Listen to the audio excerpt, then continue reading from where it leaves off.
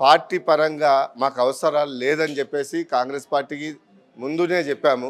మాకు రాజ్యాంగబద్ధమైన హక్కుతోని, రాజ్యాంగ హోదాతోని ఇవాళ ఆర్ కృష్ణన్న పోరాటాలతోని ఇవాళ హైకోర్టులో, అదే హైకోర్టులో పిటిషన్ వేసి దీనికి ఒక ఇలాంటి సమస్య ఎదురవుతుందని దీనికి ఒక డెడికేట్ కమిషన్ ఉండాలని చెప్పేసి డెడికేట్ కమిషన్ కూడా వేయించడం జరిగింది.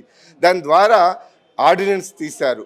దాని తర్వాత 9th జీవో నెంబర్ 9 కూడా విడుదల చేసి గవర్నర్కు ఫస్ట్ టైం పంపించారు. దాన్ని అక్కడనే పెట్టుకున్నారు. రెండోసారి కూడా మళ్ళీ గవర్నర్కి పంపిస్తే అక్కడ ఆచితూచి ఏమీ లేదు. ఎందుకంటే ఫస్ట్ టైం పెట్టినప్పుడు మాత్రమే దానికి ఒక పరిమితి ఉంటుంది. రెండోసారి అతను సైన్ పెట్టినా పెట్టకపోయినా 9 జీవో ప్రకారంగా దాన్ని ఎలక్షన్కి వెళ్ళొచ్చు, అది అమలు అయిపోతుంది. కానీ దీన్ని హైకోర్టు ఎందుకు ఆలోచన చేయడం లేదు? ఆర్టికల్ 243D అండ్ 243T6 రాజ్యాంగబద్ధమైనటువంటి ఇదే ఉన్నది.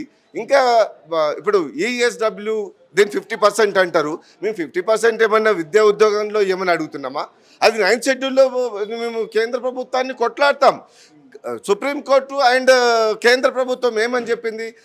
ఎవరి రాష్ట్ర వ్యాప్తంగా జిల్లాల కులాల వారీగా ఏ కులాల సంఖ్య, బీసీ కులాల సంఖ్య 50% కంటే ఎక్కువ ఉంటే వాళ్ళ పరిధిలో రిజర్వేషన్లు పెంచుకోవచ్చు అని సుప్రీంకోర్టు చెప్పింది. హైకోర్టుకు అది ఆలోచన లేదా? అంటే దాంట్లో రెడ్డి జాగృతి అని కొంతమంది వేశారు.